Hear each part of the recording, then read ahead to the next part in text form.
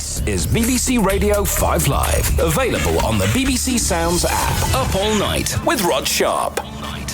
And let's return to the nation's capital, that is to say the American nation's capital, Washington, D.C., strangely bereft of its own senator. That's one of these things that they can't do anything about because they never seem to garner enough votes to get it together. It will have to change the American Constitution, which is a constitutional impossibility these days.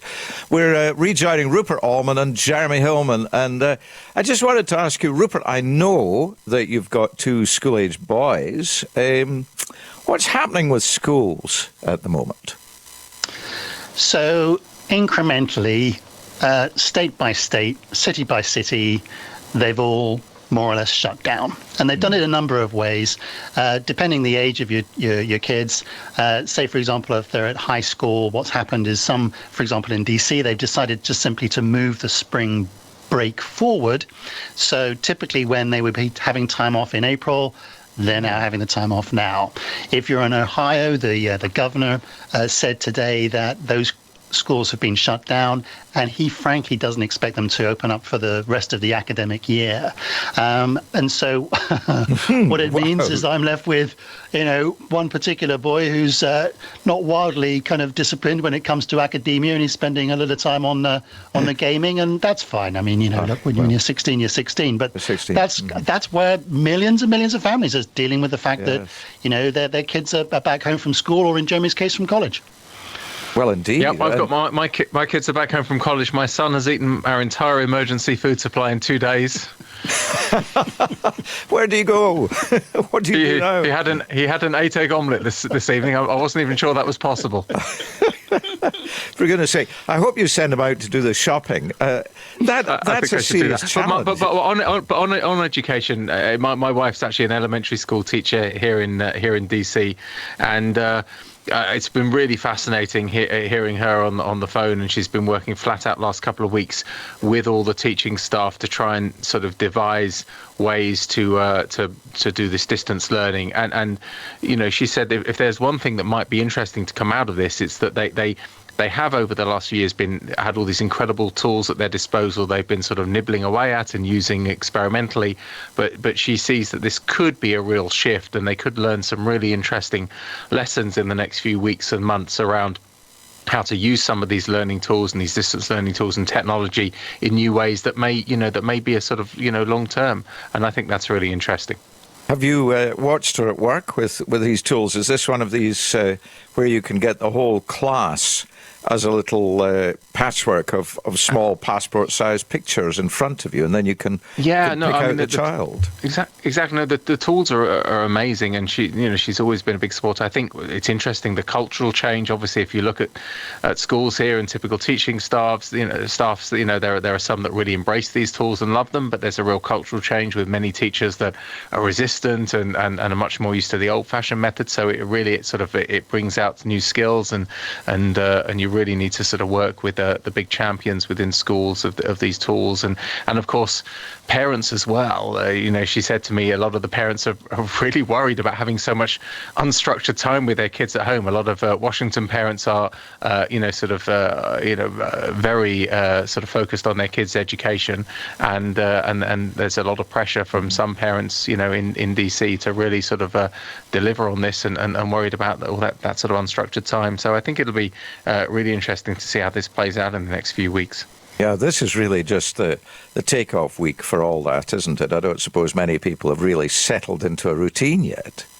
No, well, a lot of kids apparently, she said to me, they were very excited at the elongated spring break, and it was all and then suddenly they realised this wasn't like a snow day. We often have snow days here when kids get a day off school and they can play with their friends and bake cakes, and it's great fun. And then it sort of dawned on them that actually this was much more serious than a snow day. And I think the other aspect for this will be that sort of that mental health, that isolation aspect. A lot of parents are home working. A lot of kids are going to be stuck at home, not able to sort of mix and mingle with friends, and that's going to take a mental toll as well. So I think we'll see more of that in the next few months. But when you say that, of course, people are quite good at mixing virtually, aren't they? If you can't actually reach out and touch somebody and run around, you can bring them up on your screen. Yeah, I mean, I hope so, but I think it depends on the age of kids as well. I know. It's maybe. Well, I do have one. Yes? I do have one story I was going to share with you. As a Radiohead, you may appreciate this. This is to do with changed work practices. And as you know, in our business, our job is to try and get people into studios and speak to them as you're doing to us now, down the line. Mm-hmm. And increasingly what's happened, of course, is that, businesses, including radio stations, have shut up shop. And we've had to think of new ways to connect with people. And increasingly, we can do that by phone or Skype and things like that. And there's a particular app that my show uses, which works out a treat. And we were pre-recording a 91-year-old gentleman the other day, and I thought, let's just give this a go, not to kind of be too ageist, but I'll give it a go. We sent the guy the app, he downloaded the app, and it worked. And it worked because the guest was Captain Jim Lovell, who looked after Apollo 13. But the thing that really tickled me was that it did take a little bit of working to get Jim to make the app work. So behind the scenes, my engineer's saying, Jim, can you just touch that fader up a bit, and on that screen just touch that button down again? And it felt like we were doing our own little mini rehearsal of Apollo 13 in 2020. But to his credit, it worked, and the interview was a success. What a great thing. What a great thing to do. I know that we, over years, have used various conferencing apps and the very basic ones like Apple's FaceTime and Skype, and we've had varying degrees of success with all of these things. I suppose it's a curious reflection that for many of us and many of our audience, we've been an online presence for a long time. We've been separated from each other. We've been performing in a slightly virtual way. And I suppose it's nice to be comfortable with all this, but it is satisfying how well it can all work now, given the immense riches, I suppose, the technological riches that we have, and the bandwidth that many people in I was going to say American cities, sometimes in British cities, are able to call on. It's really lovely, the quality that we seem to be able to produce. I think that's right. I mean, we across the World Bank, we've now moved to home working. We have about 8,000 to 10,000 staff in Washington D.C. At one point today, we had 800 simultaneous discussions, virtual meetings happening on WebEx. Just at sort of one point at about 10 o'clock this morning. But of course, many of the countries where we're working don't have the same bandwidth, don't have the same connectivity, and this is where you really see the differences in the ability for countries and their economies to sort of to work, because it may be good in DC, but it's not so good in many of the other countries. Well, it kind of underlines all these promises, doesn't it, that you hear various leaders making, that we're going to improve the bandwidth, and we're going to give people access to all the tools. We're going to narrow that digital divide. Right. And that's it. What about the adjustment? I mean, in terms of the World Bank, a big, complex business, but still a business of ideas, conversations, and largely symbolic communication. You can do a lot of it from home, can't you? You don't need to be in there in the vaults with the money. No, it's a huge adjustment, and I think it varies. We have a very global footprint. We have offices in about 189 different countries, and we're communicating with them, sort of every day. They're working, on the ground in countries on projects. I think what we had the resilience, we had a lot of the technology, but I think what we're going to have to work at, and what all organizations are going to have to work at, is really building that muscle, building those workflows and those processes. It's just a lot of the very practical challenges of just working at home, and especially if you're working at home unexpectedly and your kids are at home as well. How are you sort of focusing on the right hours of the day, and your kids are running around? Maybe you don't have childcare now because of these circumstances. How are you maintaining contact, not being isolated? with keeping those sort of water cooler discussions going. I think a lot of people now, although we've been used to the technology and we use it periodically, going into a full-time home working basis across a whole organization throws up a whole set of issues and questions and challenges that you hadn't necessarily thought about before you're put in that situation. I think it's going to be a learning curve, certainly for us, for the next few weeks. And what about your IT people? I mean, we're talking to you courtesy of two wonderful studio managers, studio directors who are in the BBC in Salford, putting us together, making sure that we are connected. If they didn't do that, we wouldn't be having this conversation in this way, and we wouldn't be broadcast the way that we are. Your IT people must fulfill that same function. They've actually got to be in a building somewhere, haven't they? They can't be working from home, or can they? No, that's right. And we have, you have key operations people who are having to maintain the systems and servers. They can do a lot of stuff virtually, and many of them are working at home as well. I think the big concern we had was less what happens inside the building than with a huge migration across the city and across states to this. It puts a huge strain on the global infrastructure at a macro level. So I think the big question that we were asking, as many organizations go to this thing, is can the system cope? Is the bandwidth there? We've started to see some reports in the last couple of days of some slowing of bandwidth and some problems sort of crop up in certain sort of areas. I think it's all anecdotal at the moment, but as the whole country sort of moves to working online, if that's where we end up, I think that'll be a fascinating thing to watch. Yeah. And Rod, this conversation for millions of Americans is completely academic.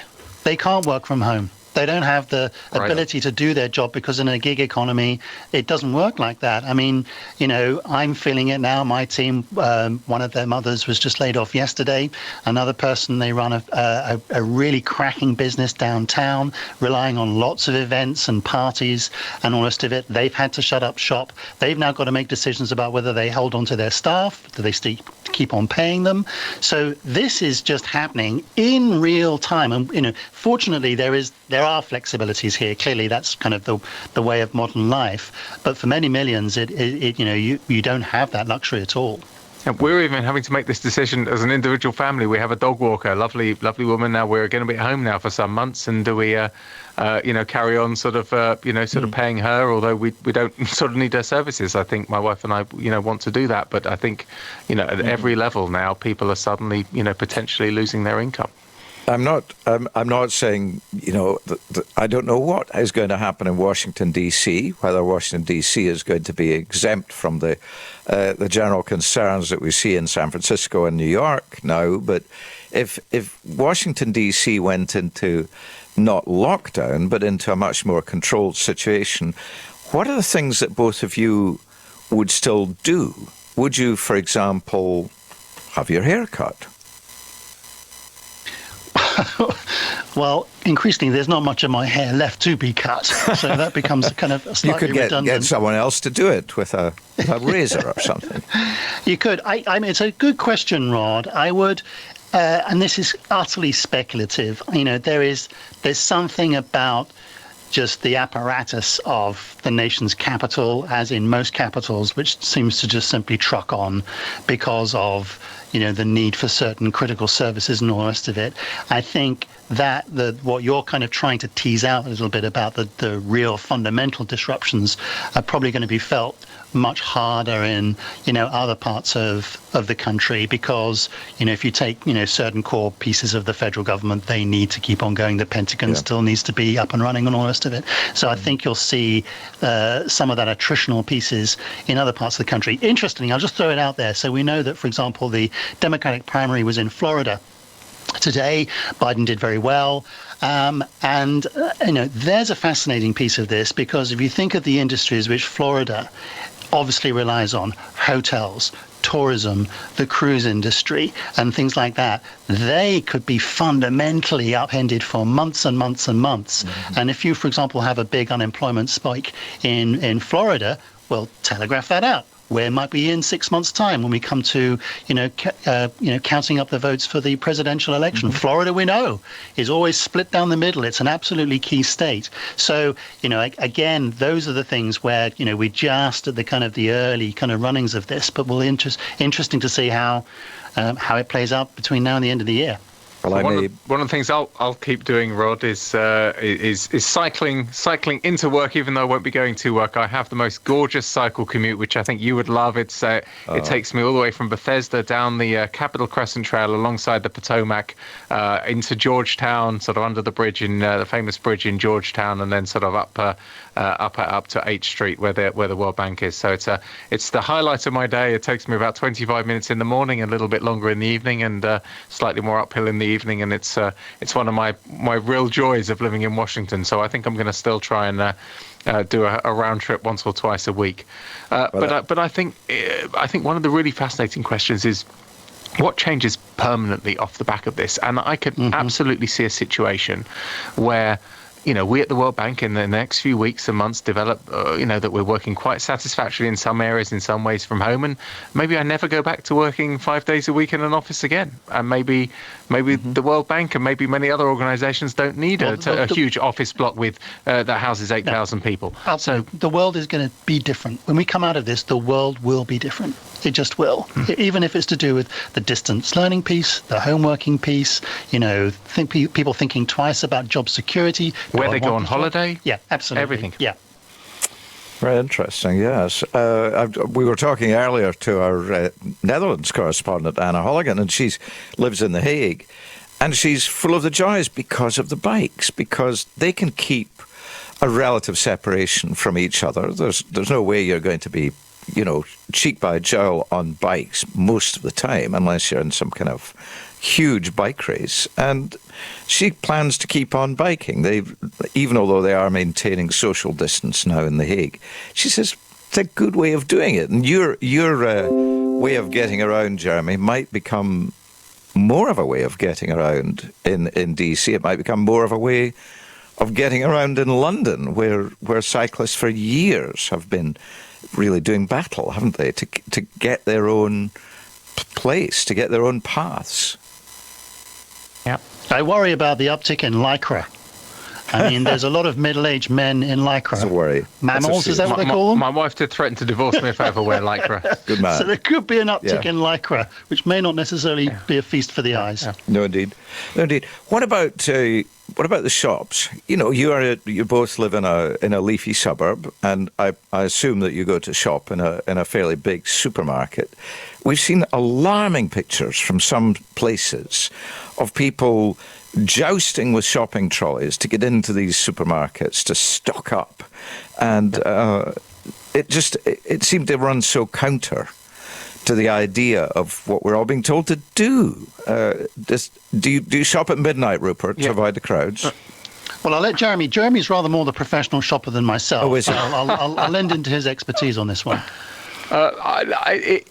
There's something profoundly shocking, having grown up, and certainly lived for the last few years in this, this sort of country of plenty, going into a supermarket and seeing empty shelves and foraging around at the backs of shelves to try and find something that you might want to sort of take home with you. It's how one would imagine, you might have lived in Eastern Europe sort of 30, 40 years ago, or in the UK post sort of Second World War. It's very discombobulating. I was in the supermarket, Safeway supermarket with my daughter yesterday evening. She wanted to do some baking, no flour.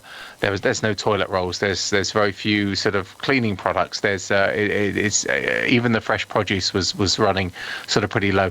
There was an interview on Rupert's program this morning on WAMU, on Morning Edition, reassuring US consumers that the supermarkets would be restocked, that this country does not have a fundamental problem with supply chains and with produce, and there was no need for this panic buying. But it's a visceral, instinctive thing. If you see the shelves emptying and you realise that you're going shopping and you can't sort of get what you need, you tend to feel you've got to protect yourself and stock up and hoard, and I don't know sort of how you get around that.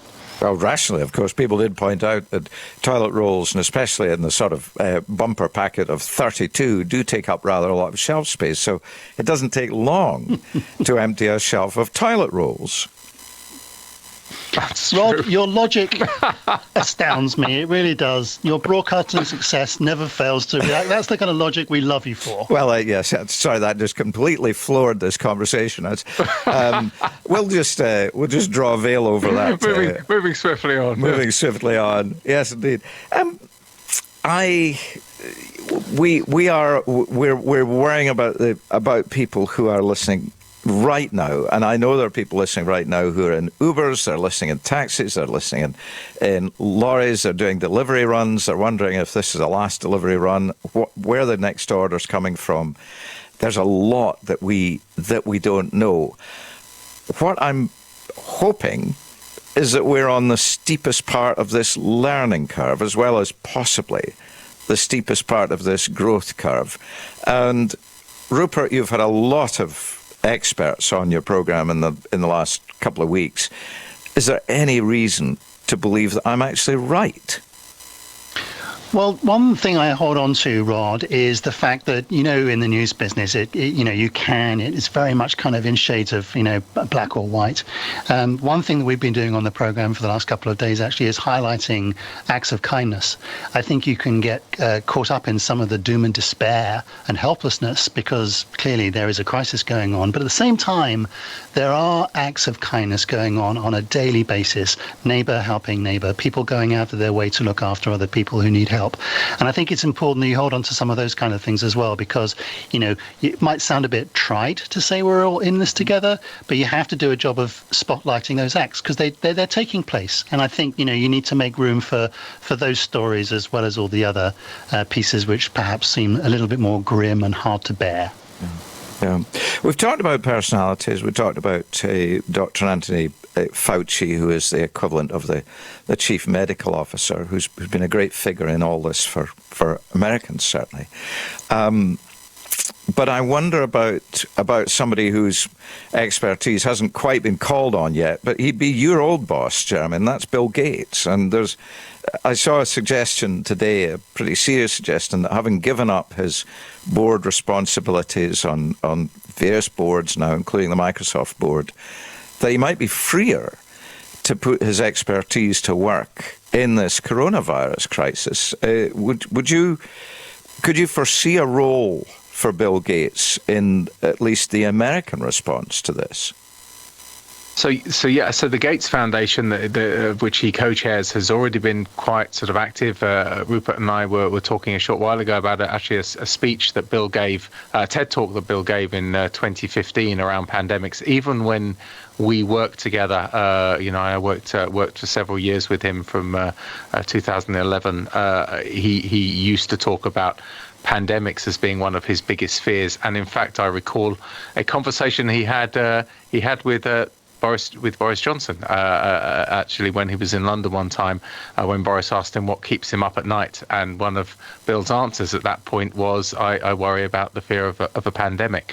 This was at the time we were in the UK to give a speech on polio eradication at a BBC Dimbleby lecture, actually. So this is something that's been on his mind for a long time. He deeply reads up on the science of epidemics. He's had people visit the foundation. He has a number of experts that he employs at the foundation that have deep expertise in this, and it's something that he has this incredible understanding of how health systems work and come together, of the science and the epidemiology involved with these. So I think he'd be a remarkable person to play a bigger role. He's already playing quite a big role. They're stepping up. They've invested quite a bit in the last few days, and they've announced some big sort of grants towards some of the work going towards vaccines, for this particular epidemic. But no, he's an incredible figure, and I'd certainly love to see him play a role. Jeremy talked about his moment of happiness coming down the cycle path from Bethesda into work. Rupert, do you have a kind of a place in DC that you like to go, and that you could go and maybe jog or whatever you do, even as normal life takes this turn? It's always been, and it's been there for years, Rod. And it's actually one which is now nothing's very easy in this life. It's a place which is now conflicting me. But it's the Sackler Gallery of Asian art in the Smithsonian. It is just a piece of calm and quiet and tranquility. Which obviously in the last 3 or 4 years has its own issues with regards to where the money's come from. But I think if you can park that to one side, it is a little moment of zen that you can get when the rest of the world is travelling at 400 miles an hour. Let's hope for that. Let's hope for something that gives us all a moment of zen and a place of peace and quiet and calm knowledge that nothing lasts forever. And we're only too happy that we were able to talk to you tonight, and that we wish you a very happy and safe ride home, however you're getting there. I take it you're not on your bike tonight, Jeremy? No, Rupert's given me a lift. Very hazardous. Rod, it's great to speak to you. We appreciate everything you do. It's great to speak to you. And look after yourself. Yep, take care, Rod. Thank you. Bye-bye. We've been speaking to Rupert Allman, the founding producer, executive editor of 1A on National Public Radio, and Jeremy Holman, Director of Corporate Communications at the World Bank, both in Washington, D.C.